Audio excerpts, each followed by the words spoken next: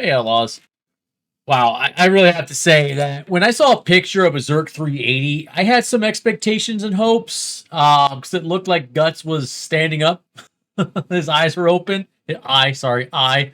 But unfortunately, those have been dashed. So I'll be discussing those points towards the end of this video, specifically what I thought were missed opportunities and just blatant just drops of the ball.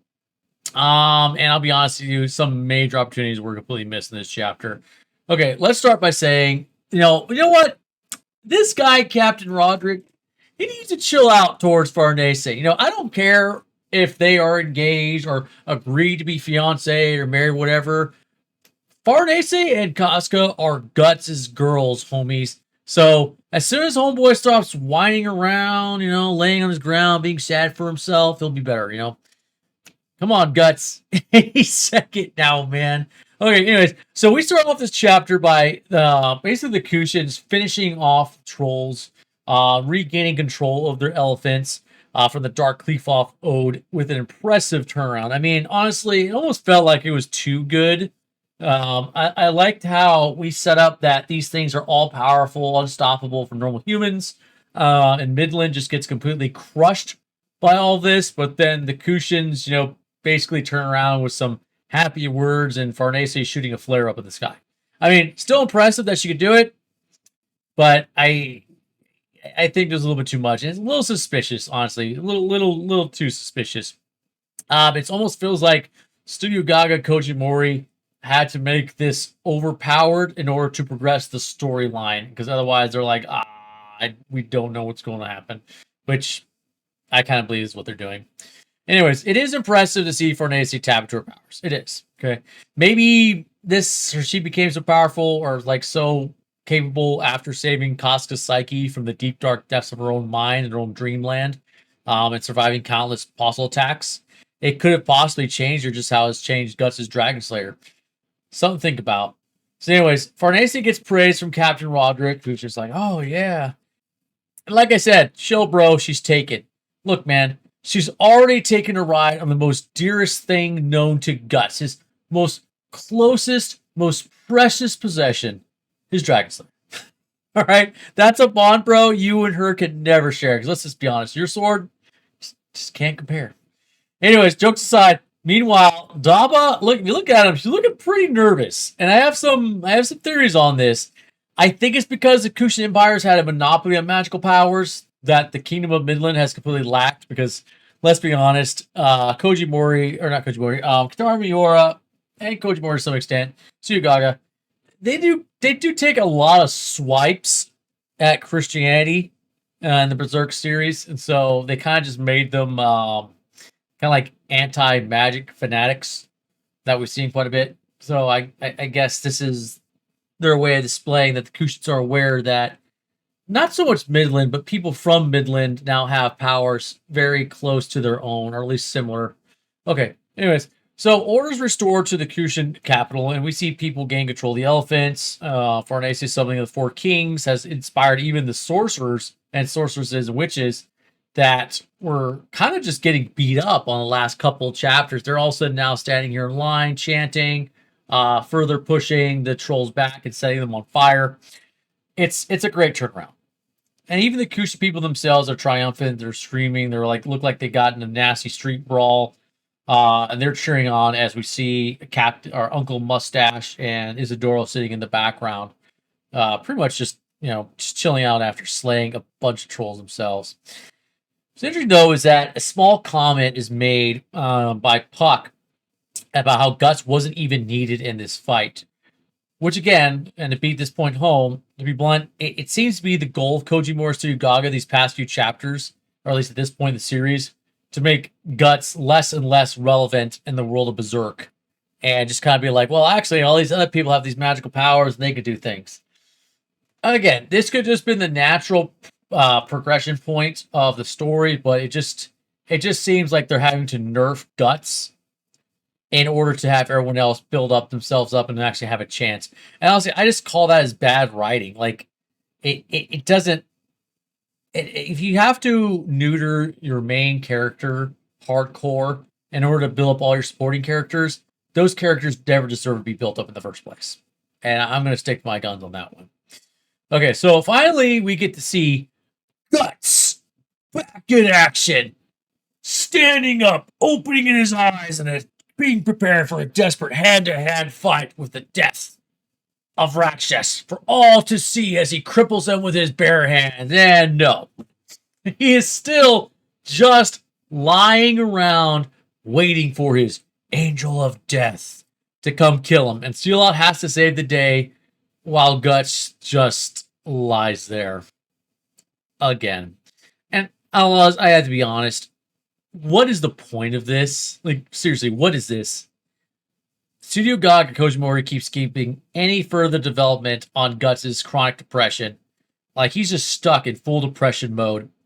And it seems like they just want to keep dragging it out. And, like, for what? Like, are we appeasing some audience that's black-pilled and they just love depressing things? Are we, like, trying to give kissy, smoochy, smoochy to the Precious Moments crowd? Like, oh, actually, Guts only functions because he now fights for love. It's like, no. That's never been Guts' character. People would be like, well, he learned to stop being angry and fighting. No, he didn't. Guts still has the rage inside of him, and he still uses it, okay? Also, flipping around and turning into something else just doesn't make any sense. And it's not, again, this isn't progressing anything. There's no inner turmoil. There's no inner dialogue. And I'll talk a little bit more about that later. Okay, so we move forward again, and we get a brief glimpse of Erica and Rickard reuniting, and Rickard starts, like, in his mind, like, spouting some nonsense about how they have to go and find somewhere else where there's no fighting. And I'm like, what are you talking about, dude? Like, everywhere you've been your entire life has had fighting. Like, you're not going to get away from it, man. Your homes, your places you land in, always getting a lot more fighting. It's never going to change. So the chapter finally ends with Shirke floating around. And also now she has left Guts behind. She's leaving the Odir, the Kushan capital, and suddenly has decided to go out and look for Casca rather than continue to work on Guts' mind to see what's going on. And these panels here, you see her looking at a bright light out in the distance. Now, it could be the tree, could be the world tree, or it could be the light of Casca, maybe. Maybe it's Griffith's ode. I don't know. It doesn't make any sense. Why is she leaving behind? Like, why are we not, again, progressing and having Guts get over this problem or start working out the problems with his inner self and finding his identity and finding a way to get back on his feet? Like, I thought the whole purpose of Shirke floating around the ode was to get Guts out of his weird little shtick. And instead, now she's wandering off to go find Casca. And it's like, is where we now seeing Guts have to be dependent on Casca?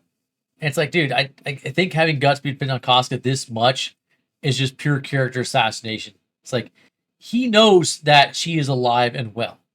He's just being purposely turned into a weird, whiny, depressed MacGuffin. Like, just basically a MacGuffin to move the plot forward and to help all the other support characters of Berserk get more attention and development. Which should be not, again, as I said earlier, should not be done at the detriment of the main character. It's like, good writers should be able to accomplish this without neutering Guts for so long. And that's the only reason I can think why they keep doing this. Like, they want everyone else to show that they can fight too without Guts. It's like, well, we don't care. At least I don't care. And I don't think most people care. Like, no one's watching Berserk, reading Berserk for the glory of the Kushan Empire. We want to see Guts. All right, now, anyways, let's get on with the missed opportunities discussion point of the video. Okay, first miss was like, hey, we had an opportunity to get more background on Rakshas and Sealot's problems with each other, their past. And especially since they insisted on having Sealot kill him, why can't we get more of their background and history revealed? Big miss. Second miss.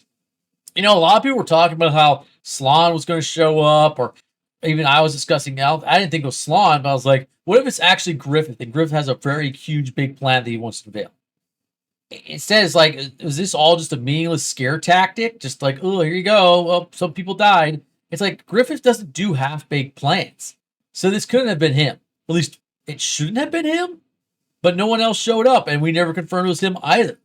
It's like, these past two chapters felt more like character build-up for a supporting cast, which I get you need.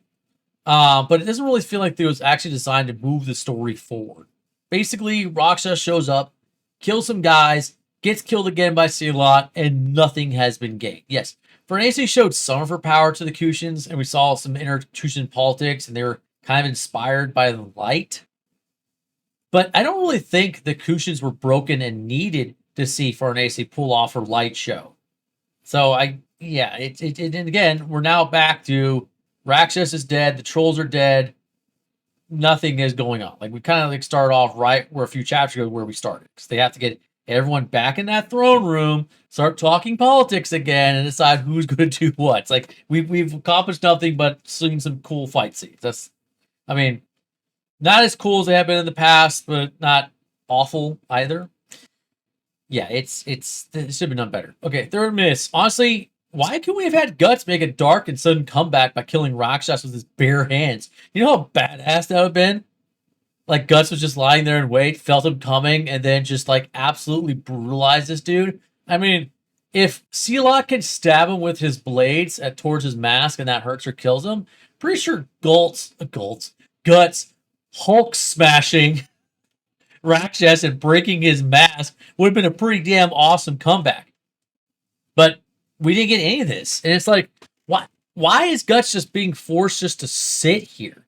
Like, we already knew Sealot should have seen that Guts was already becoming depressed and useless, not doing anything. Like, he should have known, like, when he boarded that ship and Guts didn't immediately wipe out all of his freaking crew members at the boarding party. Like, it would have been not even a question. It would have been over with.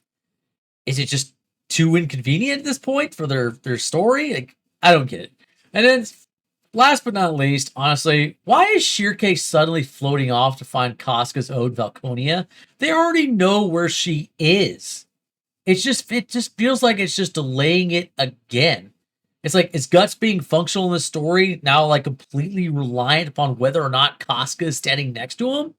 It's like, oh, Casca, what's Casca gonna go walk around or go to the grocery store? And Guts is gonna fall to a big deep pity party?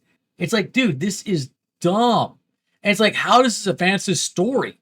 There is no inner turmoil, inner dialogue. Nothing's being discussed within Guts. Nothing's being revealed. And now Shirke like looked at him, hung out with him for a while, and now she's floating off somewhere else. Basically telling us, the reader, that, oh, Guts' ability to function as a man, as a fighter, as a human being, is now completely reliant upon Casca. Like, that's pathetic. It is. It's pathetic.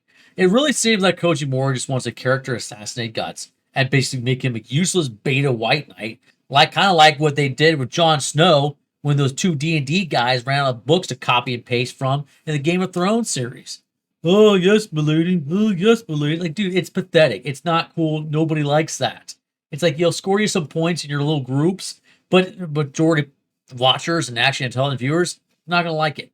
Now, again, laying around and being depressed isn't character building.